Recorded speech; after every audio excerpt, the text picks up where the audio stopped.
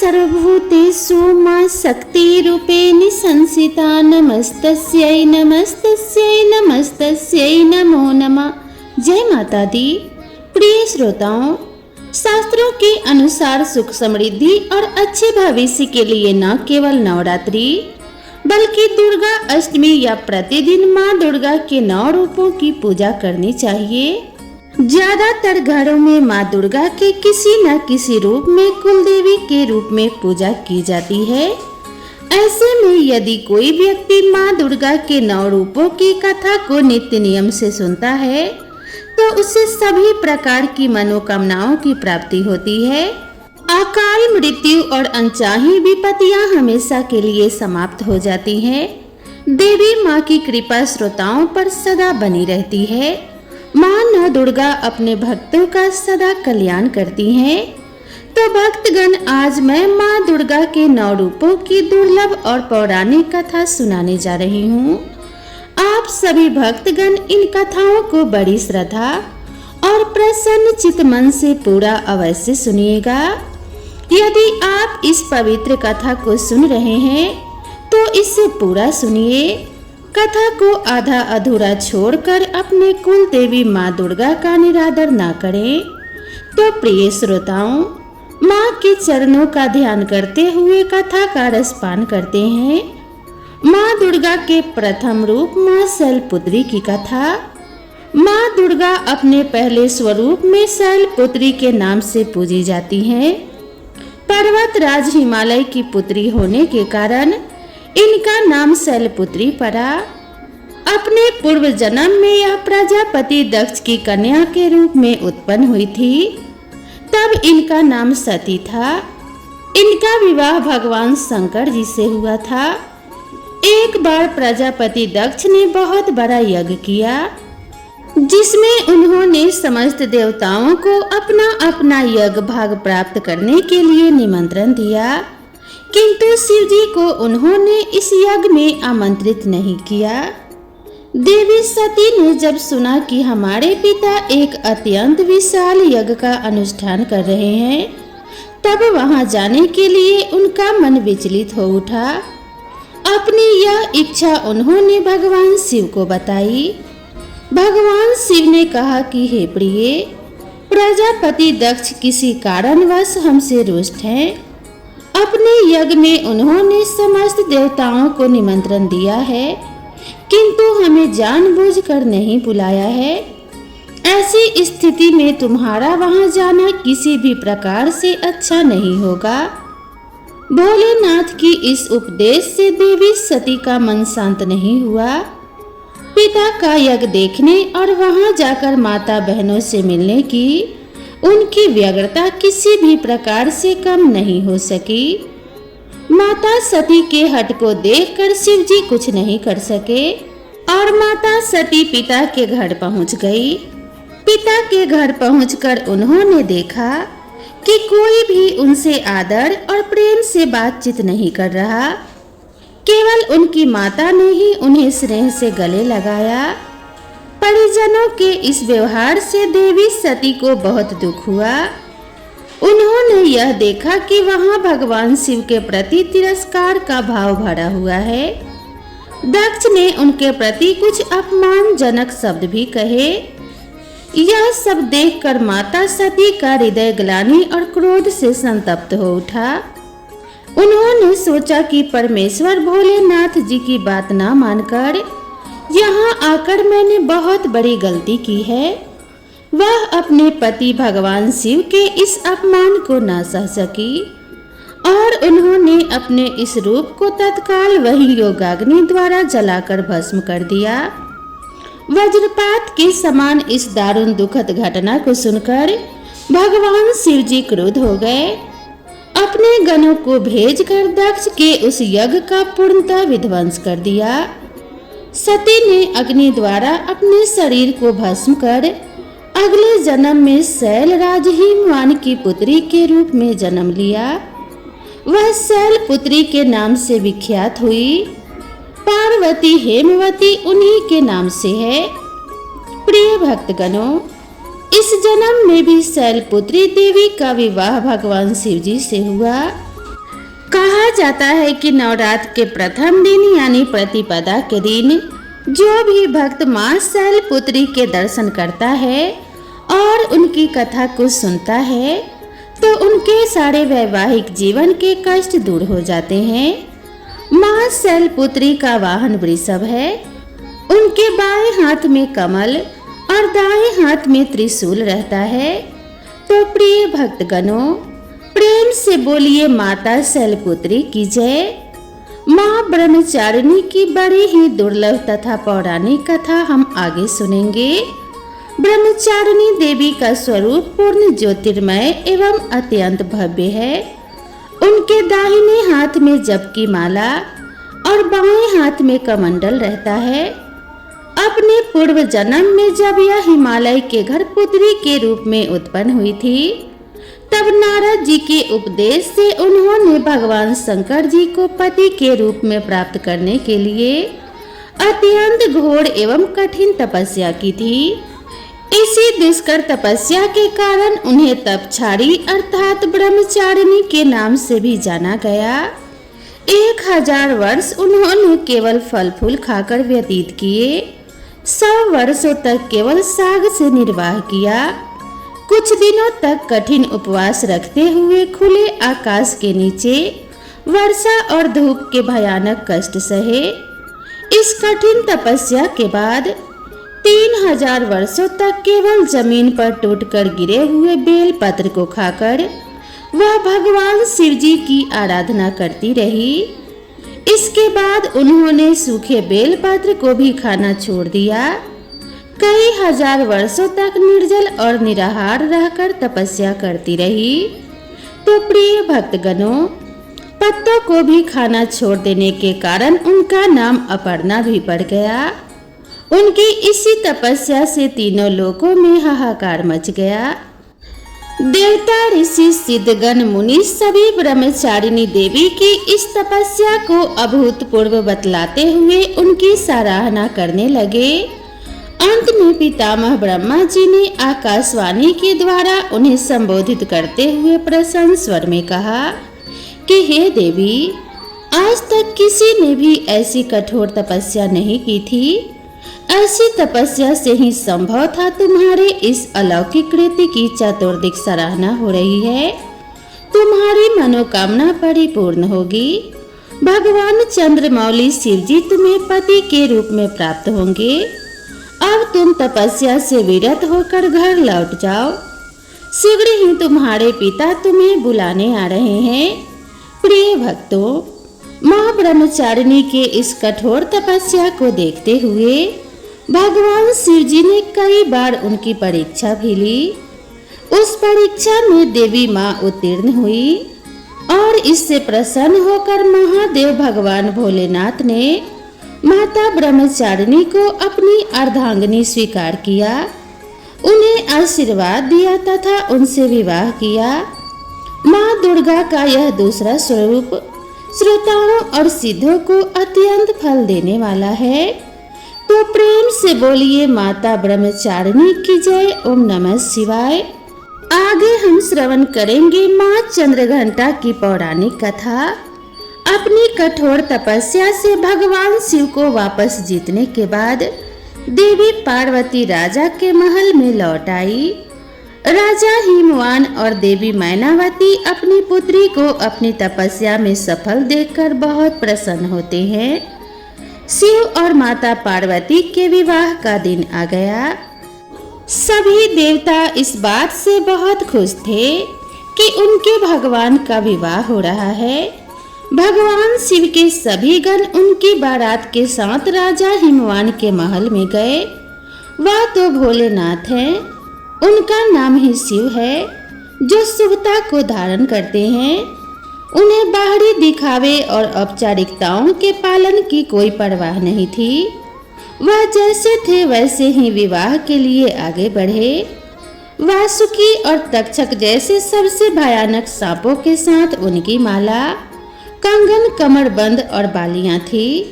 उनके बाल उलझे हुए थे और उनका पूरा शरीर शमशान की राख में ढका हुआ था। उन्होंने अपने 5 सिर प्रकट किए वह प्रभावशाली, उग्र और तीव्र दिख रहे थे। वह बारात में राजसी घोड़ों पर सवार अन्य लोगों के विपरीत एक बैल पर सवार होकर आए थे। मैना देवी माता पार्वती की माँ, जो अपनी दामाद पर नजर डालने की उम्मीद से प्रतीक्षा कर रही थी, भगवान शिव के प्रकट होने पर हैरान और निराश हो गई। उनका रूप न केवल अरुचिकर था, बल्कि वे अत्यंत अनियंत्रित और विचित्र रूपों से घिरे हुए थे। भूत, प्रेत और पिशाच बम बम भोले के नारों से वातावरण को गुंजायमान कर रहे थे। भूत, पिशाच, साधु और अघोरी बारात में शामिल हुए। गण इतने उत्साहित थे कि उनकी मर्यादा के लिए कोई जगह ही नहीं थी। उनकी खुशी स्पष्ट थी, लेकिन यह किसी भी तरह से कोई सुंदर या फिर सुखद दृश्य नहीं था। इस तथ्य को पचाने में असमर्थ माता मैना देवी ने सोचा कि उनकी शाही कोमल बेटी अब अपने पति जैसे आतंकित स्वभाव वाले व्यक्ति के साथ कैसे प्राणियों के बीच में रहेगी। मैना देवी अचेत हो गई। देवी पार्वती ने शिव तत्व को गहराई से आत्मसात कर लिया था, और जैसा कि हमने उनके ब्रह्मचारिणी रूप में देखा, वह सप्त ऋषियों के लिए शैव सिद्धांत की गुरु भी थी। फिर भी अपनी पूरी करुणा के साथ उन्होंने एक माँ के रूप में मैना देवी की दुर्दशा को समझा, और वह भोलेनाथ को शांत होने और विवाह के लिए एक सुखद स्वरूप प्रस्तुत करने के लिए मनाने के लिए गई। देवी पार्वती ने स्वयं शिवजी के तीव्र रूप से मेल खाने के लिए क्षण भर के लिए उग्र रूप धारण कर लिया। उनके 10 हाथों में विभिन्न शस्त्र थे और उनके मुकुट पर एक घंटी के आकार का चंद्रमा था। देवी के इस रूप को चंद्र घंटा रूप में पूजा जाता है। माँ के इस रूप ने भगवान शिव के रौद्र रूप को शांत किया और उनके उपद्रवी गणों को वश में किया। चंद्र घंटा के उग्र और तेजस्वी रूप को मानते हुए माँ ने शिवजी से शांत रूप धारण करने का आग्रह किया, जिस पर वह तत्पश्चात सहमत हो गए। उनके अनुरोध पर शिवजी ने अपना भयानक रूप त्याग दिया और भगवान विष्णु को सबसे आकर्षक दूल्हे के रूप में उनका श्रृंगार करने को दिया। भगवान शिव को इस रूप में चंद्रशेखर या सुदेश्वर के नाम से जाना जाता है। भव्य विवाह के बाद देवी पार्वती एक शालीन नई दुल्हन के रूप में भगवान शिव के साथ गई। भगवान शिव अभी भी ध्यान में डूबे रहते थे और देवी पार्वती हर दिन उनकी गुफा को साफ करती और उनकी सभी जरूरतों को प्रेम से ख्याल रखती थी। धीरे धीरे देवी पार्वती ने कैलाश पर अपना नया घर स्थापित कर लिया। इस बीच तारकासुर बेचैन हो रहा था। अब तो शिव और उनकी शक्ति एकजुट हो गए थे, इसीलिए तारकासुर भयभीत था। उसने नव विवाहितों के जीवन में सौंदर्य को बाधित करने के लिए एक दुष्ट चमगादड़ राक्षस जतुकासुर को भेजा। जब भगवान शिव घोर तपस्या में लीन थे और माता पार्वती अपने घर के कामकाज में व्यस्त थी, जतुकासुर पूरी चमगादड़ सेना के साथ कैलाश पहुंचा। जतुकासुर और उसकी चमगादड़ सेना ने आकाश को केवल अपने पंखों से ढक लिया था। उन्होंने मां पार्वती के नव सजाए घर को उजाड़ना शुरू कर दिया। अभी भी एक संकोची दुल्हन और राक्षसों और असुरों के तरीकों में मां पार्वती ने शक्तिशाली नंदी की मदद लेने का फैसला किया, लेकिन नंदी जी कहीं नहीं मिले। इसी बीच भगवान शिव के अन्य गणों ने जतुकासुर और उसकी शक्तिशाली सेना से सुरक्षा के लिए उनसे प्रार्थना की, क्योंकि उन्हें बार बार जतुकासुर के हाथों हार का सामना करना पड़ रहा था और भगवान शिव अभी भी गहरी तपस्या में लीन थे। तब माता पार्वती स्वयं शिवजी से मिलने गई। उन्होंने शिवजी से इस स्थिति से बाहर निकलने का मार्गदर्शन करने के लिए विनती की। फिर भी अपने तप से विचलित न होते हुए भगवान शिव ने उन्हें भीतर से सशक्त करने का निर्णय लिया। भगवान शिव अपनी साधना में लीन थे। तभी माता पार्वती को जटासुर से स्वतंत्र रूप से लड़ने की प्रेरणा मिली। उन्होंने अकेले जटासुर से युद्ध करने का फैसला किया। वह गुफा से बाहर निकली और उन्होंने देखा कि आकाश में अभी भी अंधेरा था, जो कि चमगादड़ के पंखों से ढका हुआ था। उन्होंने चंद्रदेव से प्रार्थना की कि वह उनके लिए युद्ध के मैदान को रोशन करने के लिए उनके माथे पर विराजमान हो। युद्ध के मैदान में उनकी सहायता करने के लिए हिमालय के भेड़ियों का एक झुंड दौड़ा। देवी पार्वती को जब पता चल गया कि जटासुर आकाश में चमगादड़ द्वारा सक्रिय था, इसीलिए वह युद्ध के मैदान में एक विशाल घंटा लेकर आई। घंटी इतनी जोर से बजी कि चमगादड़ से आसमान साफ कर दिया।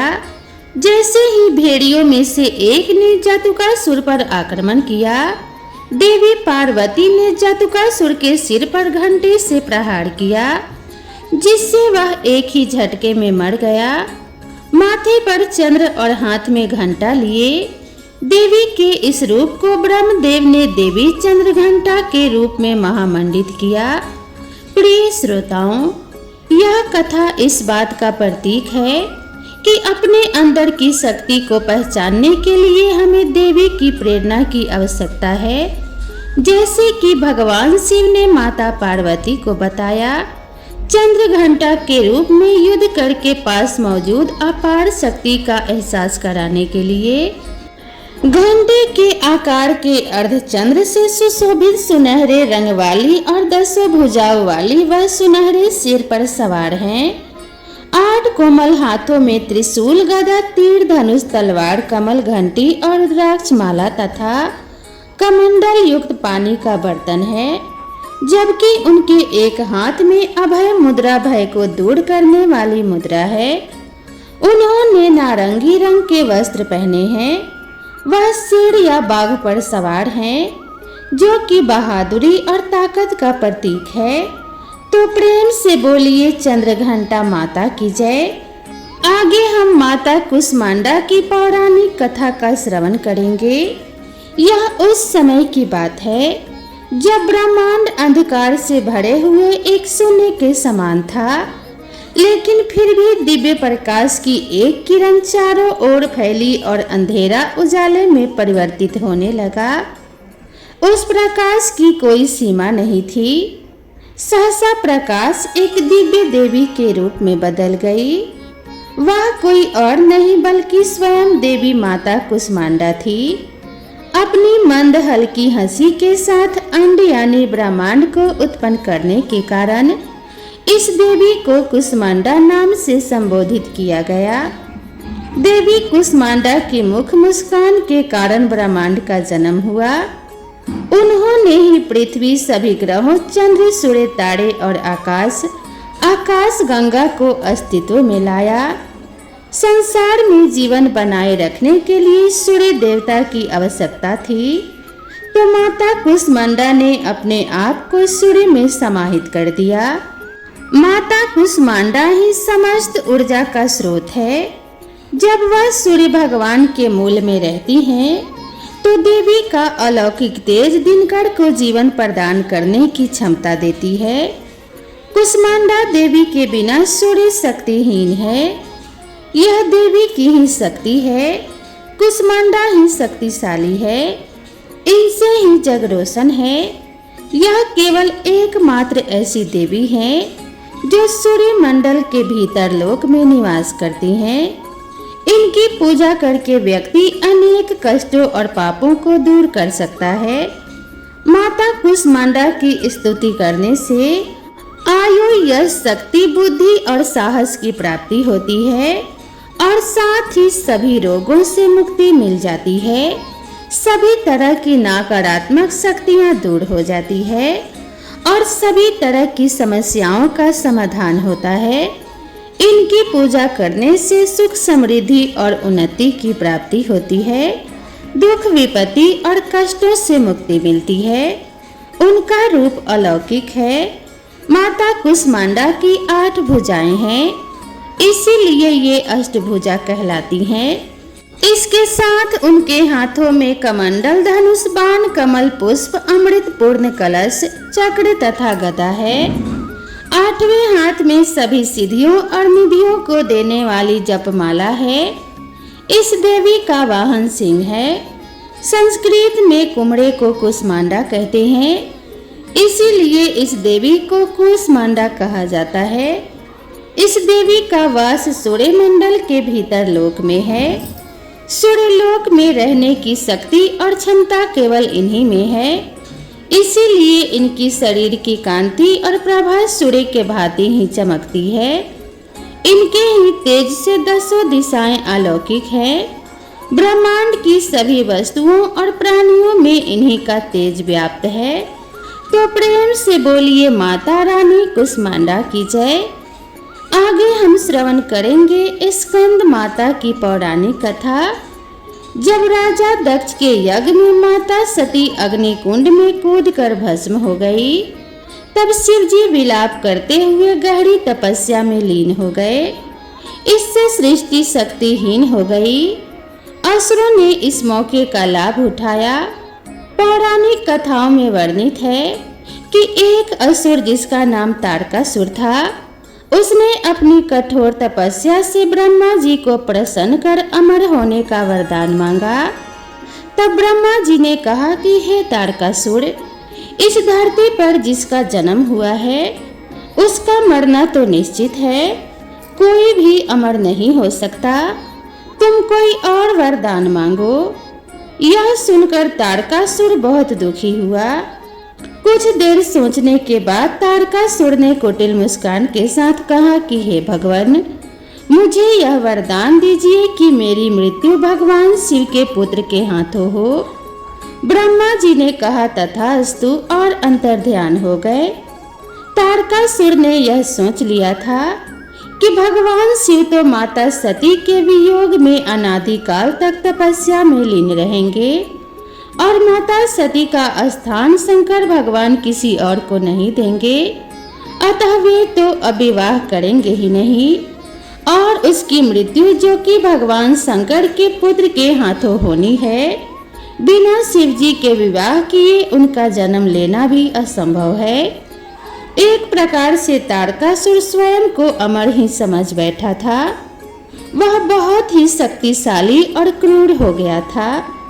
यह वरदान मिलने के बाद उसने देवताओं पर अत्याचार करना शुरू कर दिया। देवतागण बहुत ही परेशान हो गए और उन्होंने ब्रह्मा जी से मदद मांगी। ब्रह्मा जी ने कहा तारकासुर का अंत शिव पुत्र ही कर सकते हैं।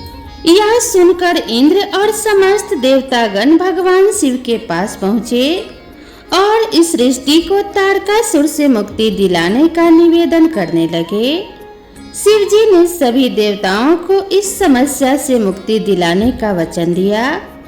तब भगवान शिव जी पार्वती के अपने प्रति अनुराग की परीक्षा लेते हैं और माता पार्वती की तपस्या से प्रसन्न होकर उनसे विवाह करते हैं। विवाह के बाद शिव पार्वती के पुत्र स्कंद जिन्हें हम कार्तिकेय कहते हैं, उनका जन्म हुआ। कार्तिकेय बाल्य अवस्था से ही बहुत वीर और शक्तिशाली थे, किंतु माता पार्वती ने स्कंद माता का रूप धारण किया और कार्तिकेय को अपना पुत्र बनाया और उन्हें अस्त्र शस्त्र की शिक्षा दी, उन्हें अपनी समस्त शक्ति प्रदान की।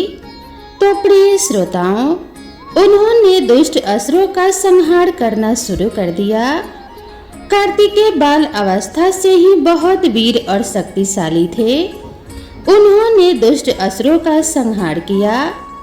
अंततः वह समय भी आ गया जिसकी देवताओं को युगों से प्रतीक्षा थी। उन्होंने तारकासुर से युद्ध किया। एक भयंकर युद्ध हुआ जिसमें कार्तिकेय ने तारकासुर का वध कर दिया। देवताओं ने भगवान कार्तिकेय की वीरता की भूरी भूरी प्रशंसा की और उन्हें देवताओं का सेनापति बनाया। स्कंद माता की 4 भुजाएं हैं, जिसमें दाहिनी तरफ की ऊपर वाली भुजा से 6 शीशों वाले भगवान स्कंद को गोद में पकड़े हुए हैं और दाहिने तरफ की नीचे वाली भुजा जो कि ऊपर की ओर उठी है उसमें कमल का फूल है। बाईं तरफ की ऊपर वाली भुजा पर आशीर्वाद की मुद्रा में है और नीचे वाली भुजा में कमल का पुष्प है। यह भगवान स्कंद कार्तिकेय की मां है। इनका पूजन संपूर्ण शुभ है। ये कमल के आसन पर विराजमान है। इनका वाहन भी सिंह है। इसी कारण इन्हें पद्मासना देवी भी कहा जाता है। स्कंद माता सूर्यमंडल की अधिष्ठात्री देवी हैं। इनका उपासक अलौकिक तेज और कांति से युक्त होता है। स्कंद माता की उपासना से भक्तों की सभी प्रकार की इच्छाएं पूर्ण होती है और मोक्ष का मार्ग सुलभ होता है। तो एक बार प्रेम से बोलिए स्कंद माता की जय। आगे हम श्रवण करेंगे माता कात्यायनी की पौराणिक कथा। जब असुरों का उत्पात बहुत बढ़ गया था, तब ऋषि मुनियों ने समस्त प्राणियों को दुष्ट असुरों के अत्याचार से मुक्ति दिलाने के लिए माता आदि शक्ति कात्यायनी रूप में प्रकट हुई थी। कात्य नामक एक प्रसिद्ध ऋषि थे। इन्हें कात्य ऋषि के गोत्र में अति प्रसिद्ध महर्षि कात्यायन का जन्म हुआ। महर्षि कात्यायन मां जगदम्बा के परम भक्त थे। महर्षि कात्यायन की प्रबल इच्छा थी कि मां भगवती उनके घर में पुत्री के रूप में जन्म ले। मां जगदम्बा की उपासना करते हुए उन्होंने बहुत वर्षों तक बड़ी कठोर तपस्या की। मां भगवती ने उनकी तपस्या से प्रसन्न होकर महर्षि कात्यायन के घर में जन्म लेना स्वीकार किया। आश्विन कृष्ण चतुर्थी को यह महर्षि कात्यायन की पुत्री के रूप में मां जगदम्बा का जन्म हुआ। जन्म के उपरांत कात्यायन ऋषि ने माता आदि शक्ति की विधिवत पूजा का आयोजन किया। शुक्ल सप्तमी, अष्टमी तथा नवमी तक 3 दिन उन्होंने कात्यायन ऋषि की पूजा ग्रहण करके दसवीं को महिषासुर का वध कर दिया। महिषासुर का वध करने के पश्चात समस्त देव मानव लोकों में मां दुर्गा की जय जयकार करने लगे। कात्यायन ऋषि की पुत्री होने के कारण ये माता जी कात्यायनी के नाम से विख्यात हुई। इनसे जुड़ी एक दूसरी कथा और भी है। इस कथा के अनुसार महर्षि कात्यायन ने सर्वप्रथम मां कात्यायनी की पूजा की। इसी कारण यह कात्यायनी कहलाई। मां कात्यायनी अपने भक्त को निश्चित फल प्रदान करती हैं। भगवान कृष्ण को पति के रूप में पाने के लिए ब्रज की गोपियों ने इन्हीं की पूजा काल यमुना के तट पर की थी। ये ब्रज मंडल की अधिष्ठात्री देवी के रूप में प्रतिष्ठित हैं। भगवान श्री कृष्ण ने भी माता कात्यायनी की पूजा की थी। इनका स्वरूप अत्यंत भव्य और दिव्य है। इनका वर्ण सोने के समान चमकीला और उज्जवल है। इनकी 4 भुजाएं हैं। माता जी का दाहिनी तरफ का ऊपर वाला हाथ अभय मुद्रा में है तथा नीचे वाला वर मुद्रा में है। बाईं तरफ के ऊपर वाले हाथ में तलवार और नीचे वाले हाथ में कमल पुष्प सुशोभित है। इनका वाहन सिंह है। इनकी भक्ति को परिपूर्ण आत्मदान करने वाले ऐसे भक्त को सहज भाव से मां कात्यायनी के दर्शन प्राप्त होते हैं। मां कात्यायनी की भक्ति और उपासना द्वारा मनुष्य को बड़ी ही सरलता से अर्थ, धर्म, काम और मोक्ष की प्राप्ति होती है। उसके रोग, शोक, संताप, भय आदि सर्वथा नष्ट हो जाते हैं। तो एक बार प्रेम से बोलिए जय माँ दुर्गा भवानी की जय। जय माँ शेरावाली। ओम नमः शिवाय। आगे हम श्रवण करेंगे माता कालरात्रि की पौराणिक कथा। इस कथा को श्रवण करने से नकारात्मक शक्तियों का विनाश हो जाता है और सभी प्रकार के शुभ फलों की प्राप्ति होती है। पौराणिक कथाओं के अनुसार शुंभ, निशुंभ और रक्तबीज नामक 3 दुष्ट दैत्य थे। इन तीनों ने मिलकर तीनों लोकों में हाहाकार मचा दिया था। समस्त प्राणियों और देवताओं के सामने जीवन संकट उत्पन्न हो गया था। इन दुष्ट दैत्यों के बल के आगे कोई भी अस्त्र शस्त्र टिक नहीं पा रहा था। अंत में परेशान होकर सभी देवतागण भगवान शिव के पास पहुँचे और उनसे समस्त प्राणियों और अपने प्राणों की रक्षा की गुहार लगाई। शिवजी ने देवताओं की व्यथा को समझते हुए उन्हें शीघ्र ही इन संकटों से छुटकारा दिलाने एवं समस्त प्राणियों की सुरक्षा का वचन दिया। शिवजी को पता था कि इन दैत्यों का संहार माता पार्वती ही कर सकती है। तत्पश्चात भगवान शिव ने माता पार्वती से कहा कि हे देवी, आप आदि शक्ति जगत जननी हैं। आपकी तेज का सामना तीनों लोकों में कोई नहीं कर सकता है। आप इन दुष्ट राक्षसों का वध करके इस सृष्टि की रक्षा करें। शिव जी की आज्ञा पाकर माता पार्वती ने देवी दुर्गा का रूप धारण किया और शुंभ निशुंभ एवं रक्त बीज का वध करने निकल पड़ी। मगर उन दानवों को समाप्त करने में एक विकराल समस्या थी। रक्त बीज को यह वरदान मिला हुआ था कि जहाँ भी उसके रक्त की एक भी बूंद नीचे गिरेगी, वहाँ रक्त बीज जैसा दूसरा दानव उत्पन्न हो जाएगा, जिसके कारण उसका वध करना अत्यंत कठिन हो जाता था। माँ दुर्गा ने दानवों की सेना का संहार करना आरंभ कर दिया। भीषण युद्ध हो रहा था। ऐसा लगता था जैसे पृथ्वी रक्त से लाल हो जाएगी। माँ दुर्गा अपने सिंह पर सवार होकर दानवों के दल में प्रलय मचा रही थी। उनका रौद्र रूप देखकर दानव भय से कांप रहे थे। चारों तरफ रक्त और लाशों का ढेर लग गया था। सभी दानव काल के गाल में समा गए, मगर असली कार्य तो रक्त बीज का वध करना था। प्रिय भक्तों, माँ दुर्गा जब भी रक्त बीज पर प्रहार करती तो वह हंसने लगता और जहाँ भी धरती पर उसका रक्त गिरता, सैकड़ों रक्त बीज पुनः उठकर माता से युद्ध करने लगते। माता समझ गई कि इसका वध करने के लिए इसका रक्त भूमि पर गिरने नहीं देना है। आदि शक्ति माता दुर्गा ने उसी क्षण अपने तेज से माँ कालरात्रि को उत्पन्न किया और जैसे ही माँ दुर्गा ने रक्त बीज का सिर काटा, कालरात्रि ने उसका रक्त नीचे गिरने से पहले ही अपने मुंह में भर लिया और दूसरा रक्त बीज उत्पन्न नहीं हो सका। इस प्रकार माँ दुर्गा के स्वरूप कालरात्रि प्रकट हुई और रक्त बीज का वध हुआ। तभी से माँ कालरात्रि देवी के 7वें स्वरूप के रूप में स्थापित है।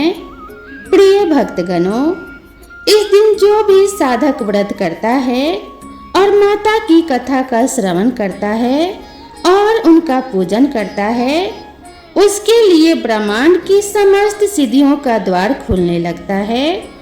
उसके समस्त पापों और विघ्नों का नाश हो जाता है। उसे अभय और पुण्य की प्राप्ति होती है। माँ कालरात्रि दुष्टों का विनाश करने वाली है। कालरात्रि देवी दुर्गा का ही एक रूप है, जिसे दैत्य रक्त बीज के वध के लिए माता ने अपने तेज से उत्पन्न किया था। माँ दुर्गा की 7वीं शक्ति कालरात्रि के नाम से जानी जाती है। इनके शरीर का रंग काला है, जो कि अंधकार का प्रतीक है। इनके बाल बिखरे हुए हैं, जो इनकी उग्रता का प्रतीक है। इनके गले में बिजली की माला है, जो इनकी शक्ति का प्रतीक है। इनकी 3 आंखें हैं, जो इनके ज्ञान और दृष्टि का प्रतीक है। इनके नासिका के श्वास से अग्नि की भयंकर ज्वालाएं निकलती रहती हैं। इनका वाहन दहकता गधा है। ऊपर उठे हुए दाहिने हाथ की वर्ण मुद्रा से सभी को आशीष प्रदान करती हैं। दाहिने तरफ का नीचे वाला हाथ अभय मुद्रा में है। बाईं तरफ के ऊपर वाले हाथ में लोहे का काट और नीचे वाले हाथ में खड़क कटार है। माँ कालरात्रि का स्वरूप देखने में अत्यंत भयानक है।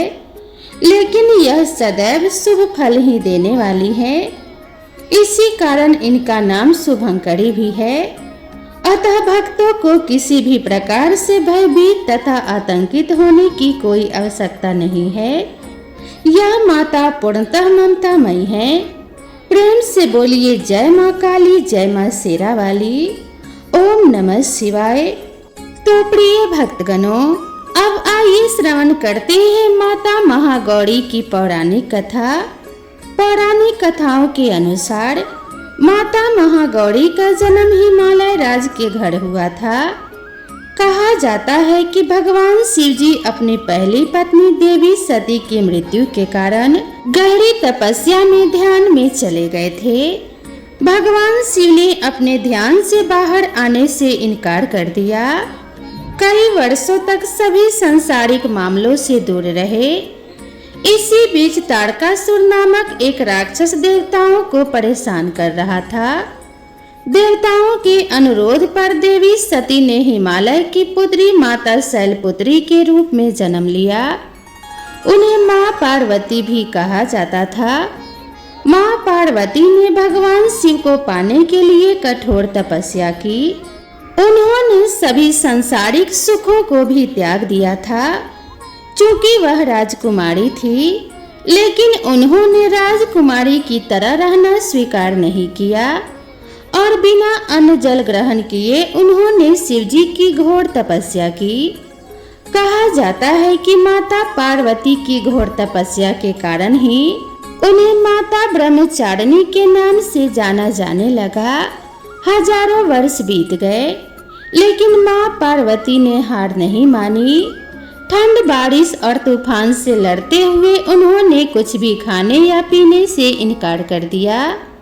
इससे उनकी त्वचा काली पड़ गई और उनका शरीर भी धूल, मिट्टी, पत्ते आदि से ढक गया। इस गंभीर तपस्या के कारण माँ पार्वती ने अपनी सारी चमक खो दी और बेहद कमजोर हो गई। अंत में लंबे समय के बाद भगवान शिव ने उनकी तपस्या पर ध्यान दिया। उन्होंने उनकी भक्ति की परीक्षा भी ली और यह महसूस किया कि वह वास्तव में सती का ही रूप है।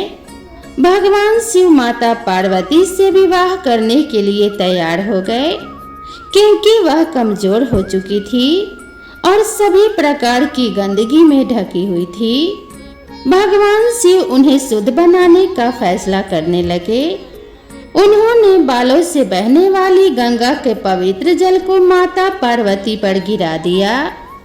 इस पवित्र जल ने माता पार्वती के शरीर की सारी गंदगी धो डाली और उनकी खोई हुई चमक उन्हें वापस प्राप्त हुई। जैसे ही शुद्ध और पवित्र जल उन पर गिरा, उनकी त्वचा ने अपनी चमक वापस पा लिया और वे उत्कृष्ट चमकदार आभा में बदल गई। उनका रंग चंद्रमा की चमक के समान उज्जवल हो गया, जिससे महादेव ने उनका नाम महागौरी रखा। तभी से उनका नाम महागौरी पड़ गया, जो दूधिया सफेद रंग और गौर वर्ण वाली थी। शंख, चंद्रमा और कुंद फूल की सफेदी उनके सुंदर उत्तम सौंदर्य का मुकाबला नहीं कर सकती। शुद्ध सफेद साड़ी में लिपटी हुई, हीरे जड़ित आभूषण से सुसज्जित एक सफेद बैल पर भव्य रूप में बैठी हुई वह हजारों सूर्य की चमक से चकाचौंध हो रही है। चतुर्भुजी, 4 भुजाओं वाली होने के कारण वह 2 हाथों में एक त्रिशूल और एक डमरू रखती हैं, जबकि उनके अन्य 2 हाथ अभय और वर मुद्रा में प्रदर्शित हैं। महागौरी की पूजा उनके भक्तों की आत्मा को शुद्ध करने और उनके पापों तथा अशुद्धियों को धोने की क्षमता के लिए की जाती है। इनकी पूजा तथा कथा का श्रवण करने से सभी प्रकार के कष्ट दूर हो जाते हैं और अमोघ फल की प्राप्ति होती है। वैवाहिक जीवन सुखमय होता है और धन ऐश्वर्य की प्राप्ति होती है। तो एक बार प्रेम से बोलिए माता महागौरी की जय। ओम नमः शिवाय। भक्तों, अब हम श्रवण करेंगे माता सिद्धिदात्री की पौराणिक कथा। एक समय पर जब सृष्टि में अंधकार छा गया था, तब एक दिव्य शक्ति ने जन्म लिया जो महाशक्ति के अलावा कोई और नहीं थी। देवी शक्ति ने ब्रह्मा, विष्णु और महादेव की त्रिमूर्ति को जन्म दिया और तीनों संसार के लिए अपने कर्तव्यों को निभाने वाली अपनी भूमिका को समझने की सलाह दी। उनके कहे अनुसार त्रिदेव एक महासागर के किनारे बैठ गए और कई वर्षों तक तपस्या की। तब देवी माँ ने सिद्धिदात्री के रूप में उन्हें दर्शन दिए और तीनों को अपने शक्तियों के रूप में पत्नियां दी ताकि वे लोग उनकी मदद से सृष्टि रचना का कारोबार कर सके। धीरे धीरे सृष्टि में सब कुछ निर्माण हुआ। इस तरह माँ सिद्धिदात्री की कृपा से सृष्टि की रचना, पालन और संहार का कार्य संचालित हुआ। उस समय भगवान शिव माता सिद्धिदात्री की कठोर तपस्या करके 8 सिद्धियों को प्राप्त किया था। साथ ही माँ सिद्धिदात्री की कृपा से भगवान शिव का आधा शरीर देवी का हो गया और वह अर्धनारीश्वर कहलाए।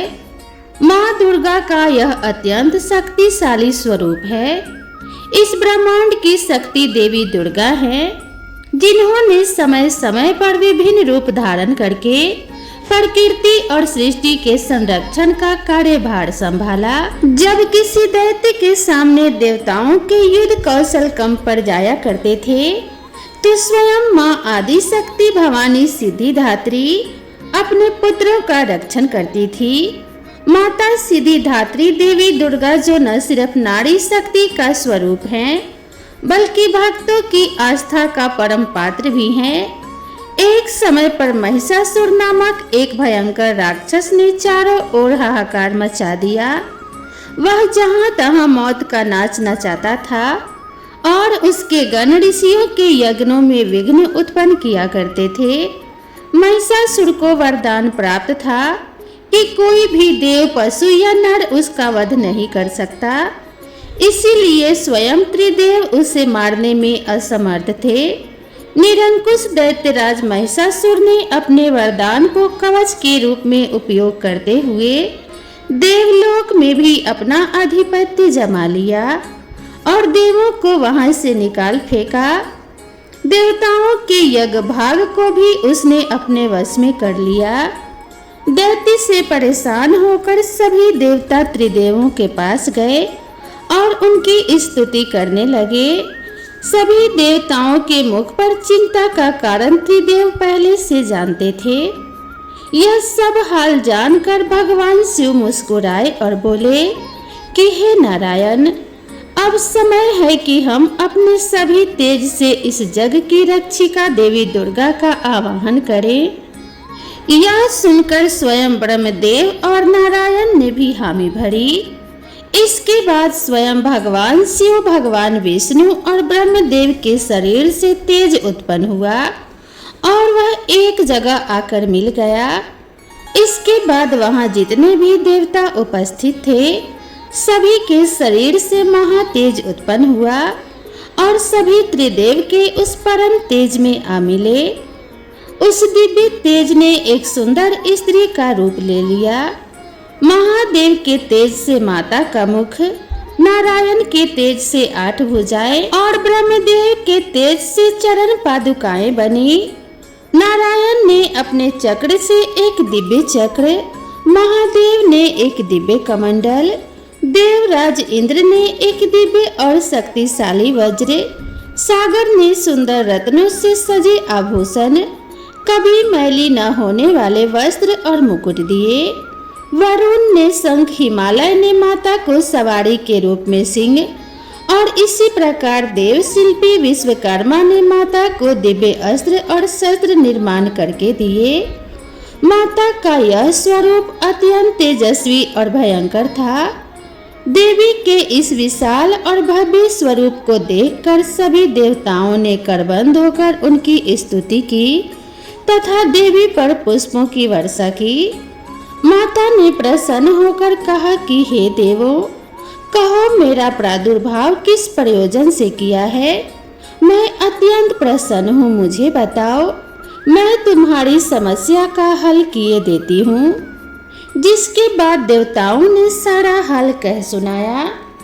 इसके बाद राक्षस क्षेत्र में माता ने विकराल रूप धारण कर पहले दैत्यराज की सेना का विध्वंस किया और बाद में महिषासुर को भी मार दिया। इसी तरह से पूर्व समय में दुर्गम नामक एक महाबली असुर था, जिसने भगवान ब्रह्मा की कठोर तपस्या करके अद्भुत वरदान प्राप्त कर लिया। वरदान के प्रभाव से दुर्गम ने वेदों का अपहरण कर लिया, जिससे सारी धार्मिक क्रियाएं और भावनाएं लुप्त हो गई। दुर्गम ने अहंकार के वश होकर संसार को अपमानित और पीड़ित कर रखा था। घोर अकाल पड़ गया। जीव अन्न और जल के लिए छटपटा रहे थे। तीनों लोकों में त्राही त्राही मची। देवता भी यह सब देखकर डरे हुए थे। सभी देवता माँ भवानी के शरण में गए और प्रार्थना करने लगे कि हे माँ भवानी, हे माँ सिद्धिदात्री, आप असुरों का संहार करने वाली हैं। आपने शुंभ निशुंभ चंड मुंड मधु कैटभ महिषासुर आदि दैत्यों का वध कर हमारी रक्षा की है। हे माता, आपने हमें आशीर्वाद दिया था कि जब भी हम पर संकट आएगा आप हमारा उद्धार करेंगी। इसी प्रकार हे भगवती, दुर्गम का वध कर हमारी रक्षा कीजिए। देवताओं की विनती से प्रसन्न होकर माँ भगवती ने जल की अनन्य धाराएं प्रवाहित कर चारों ओर जल ही जल प्रवाहित कर दिया। गायों के लिए घास और अन्य जीवों को जल से तृप्त किया। समस्त संसार की रक्षा कर सुरक्षा चक्र का घेरा बनाकर स्वयं बाहर बैठ गई। दुर्गम ने यह सब देख चिंतित होकर देवी माँ पर असुरों की सेना से आक्रमण कर दिया। तभी सुंदर सलोनी माँ भगवती ने अस्त्र शस्त्र से सुसज्जित होकर विराट रूप धारण करके समस्त असुरों का वध किया और त्रिशूल से दुर्गम का वध कर संसार में धर्म की स्थापना की। दुर्गम का वध करने के कारण माँ भगवती इस संसार में दुर्गा के नाम से विख्यात हुई। 9 दुर्गा में माँ सिद्धिदात्री अंतिम है। अन्य 8 दुर्गाओं की पूजा उपासना शास्त्रीय विधि विधान के अनुसार करते हुए भक्त दुर्गा पूजा के नवमी के दिन इनकी उपासना में प्रविष्ट होते हैं। इन सिद्धिदात्री माँ की उपासना पूर्ण कर लेने के बाद भक्तों और साधकों की लौकिक पलकों से सभी प्रकार के कामनाओं की पूर्ति होती है। तो प्रेम से बोलिए जय माँ दुर्गा, जय माँ भवानी, ओम नमः शिवाय। माता रानी अपने सभी भक्तों का कल्याण करना, अपने शरण में आए हुए सभी शरणार्थों की रक्षा करना, अपने भक्तों का सदा कल्याण करते हुए उनके जीवन में सुख और समृद्धि लाना। इसी कामना के साथ आप सभी से विदा लेते हैं। दोस्तों, आप सभी को यह वीडियो अगर पसंद आई हो तो वीडियो को एक लाइक ज़रूर करें और इसी तरह की नई नई कहानियों और कथाओं के लिए मेरे चैनल को सब्सक्राइब करना ना भूलें। तो दोस्तों, मिलते हैं इसी तरह की नेक्स्ट वीडियो में। तब तक के लिए राधे राधे।